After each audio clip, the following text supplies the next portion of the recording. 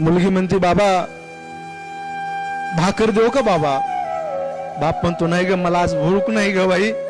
अर्धीच भाकर बाप खातो आणि झोपतो आणि स्वतःच्या खोलीमध्ये जाऊन उशी तोंडावर घेऊन घोडा ढोरासारखा ढसा ढसा बाप रडतो. का माहितीये का?